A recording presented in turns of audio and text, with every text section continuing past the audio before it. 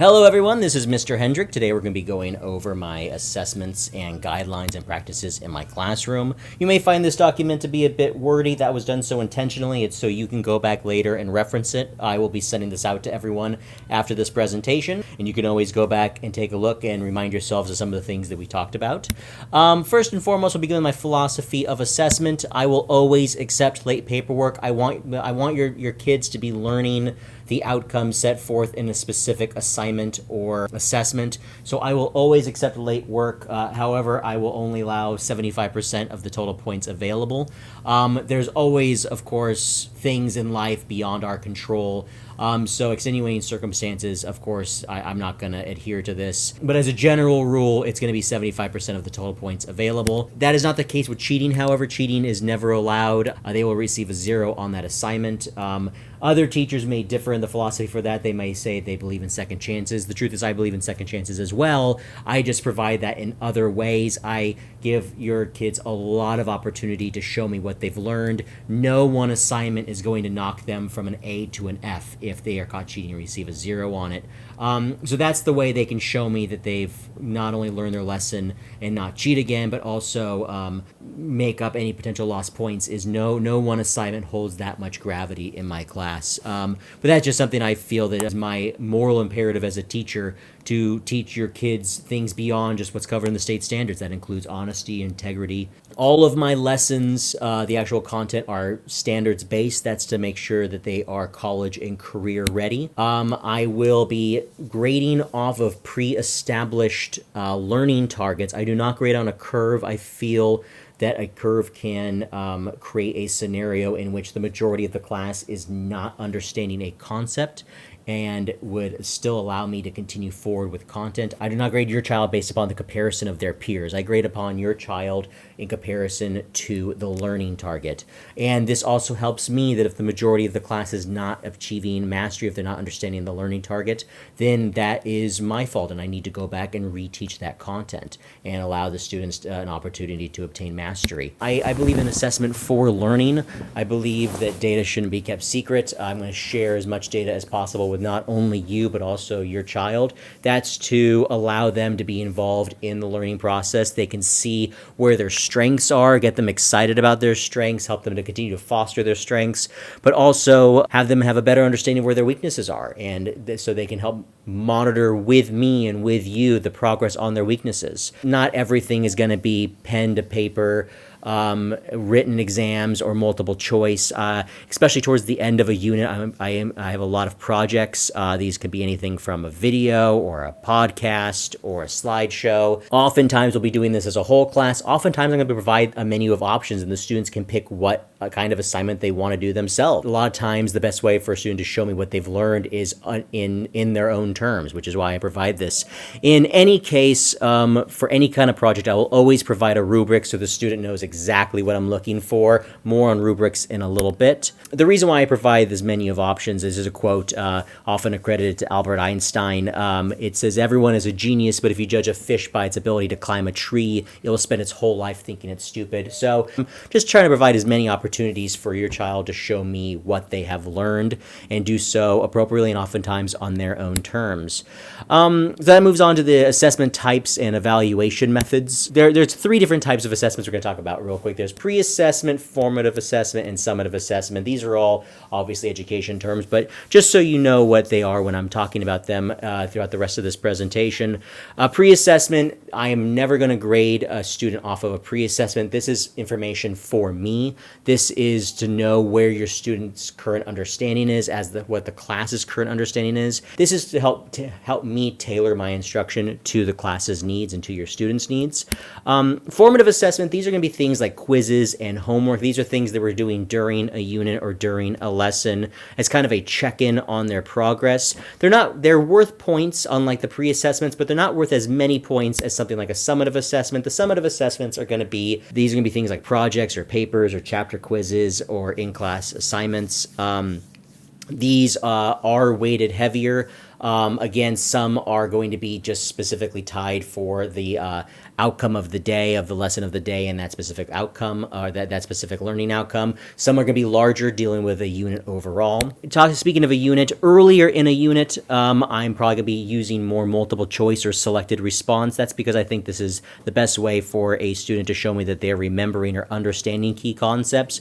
Whereas in the middle of a unit, I'm probably going to be doing more things like written papers or short responses, things that some sort of constructed response. This is, I think, a better way for the student to show me that they are able to analyze and evaluate the concepts that we're discussing. At the end of a unit, this is normally going to be one of those projects I talked about, the one where oftentimes they're provided a menu of options to choose from. That's because I think that the best way for a student to be able to show mastery is to be able to create an original work around it. These are tied to Bloom's taxonomy. This is, again, another education term. This is very big in the education world. Essentially, what this pyramid shows is how we learn information. So the first thing we might do is just remember a tidbit of information. This could be something as simple as 2 + 2 = 4. A student, very possibly could just remember that when you see a number 2, a plus sign and a number 2, the correct answer is a 4. That doesn't mean they actually understand it, let alone they're able to actually analyze or evaluate what that actually means. So as we move up this pyramid, it just shows a better understanding of the concept being taught. Again, the very top being create, to be able to produce a new and original work, which is why we always save that for the end of a unit.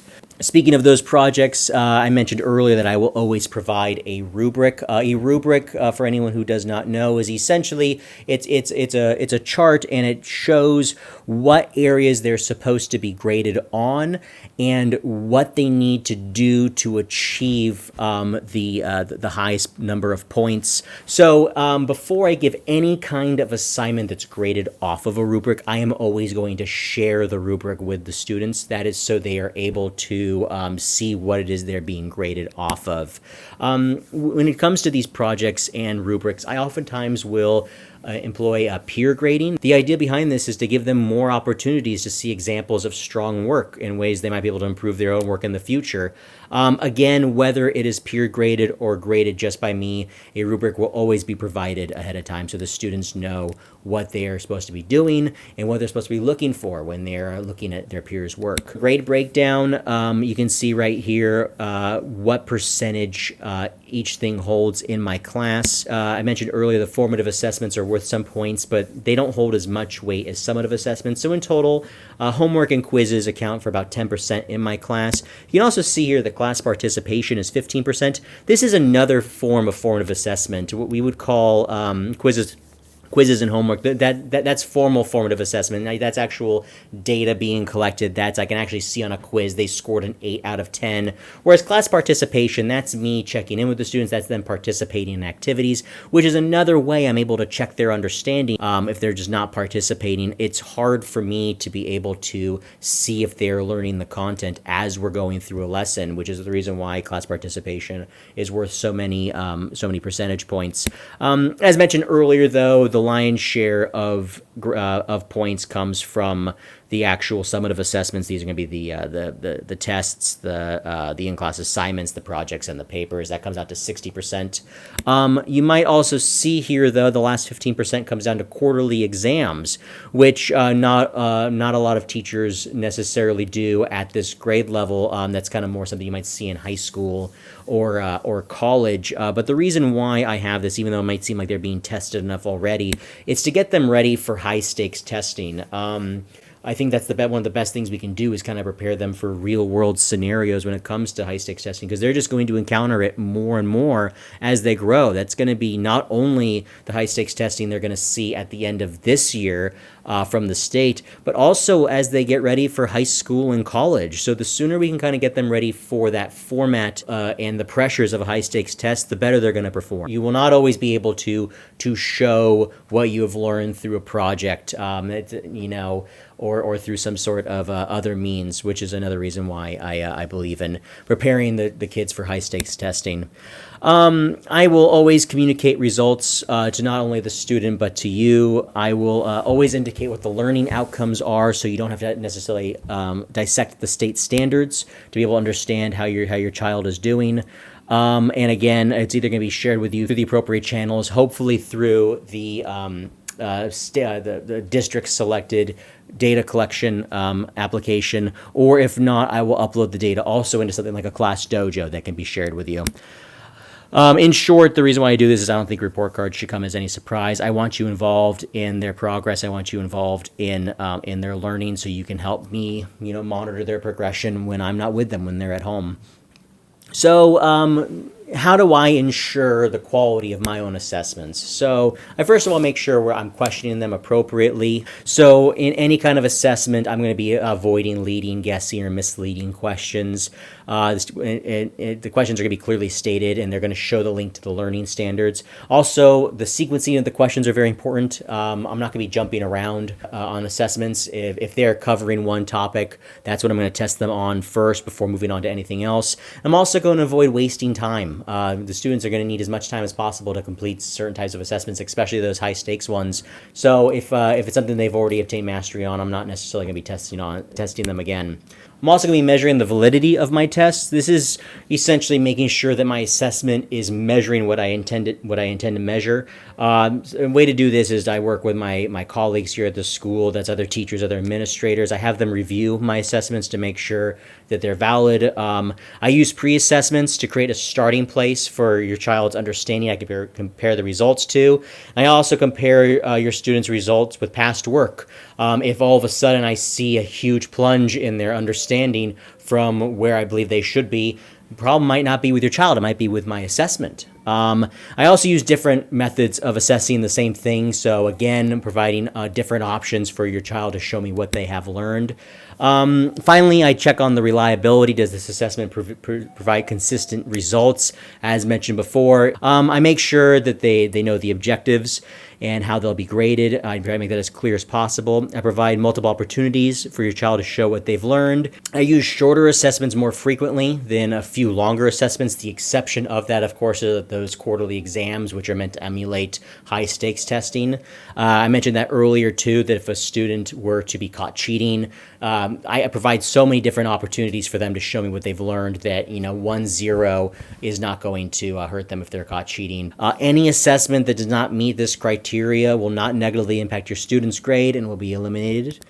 In terms of differentiation and supports, again, we mentioned this menu of options we've discussed several times already. We'll also use assistive technology as much as possible for students who need things like Google Translate, Snap and Read, Read and Write, just any form of assistive technology for any student that might need it. We'll also use the appropriate in-class accommodations, such as modified timing or seating arrangements or assessment length for any student who may need it, and allow students to express their concerns, which I think is the biggest thing. It's my goal to create an atmosphere in my classroom where students can talk to me and say, I was not able to do the best job on this assessment, and here's the reason why. And I will take those comments very seriously and allow them multiple opportunities to re-show me what they have learned.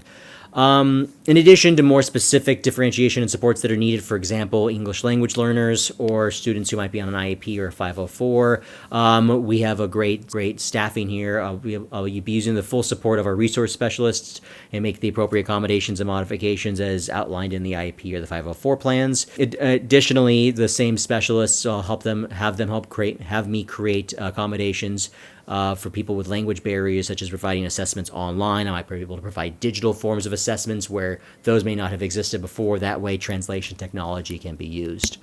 With that, if you ever have any questions on anything related to anything in my class, but specifically about assessments, since that's what we're talking about today, you can feel free to email me here. Thank you. I hope this was informative, and I will look forward to teaching your students this year.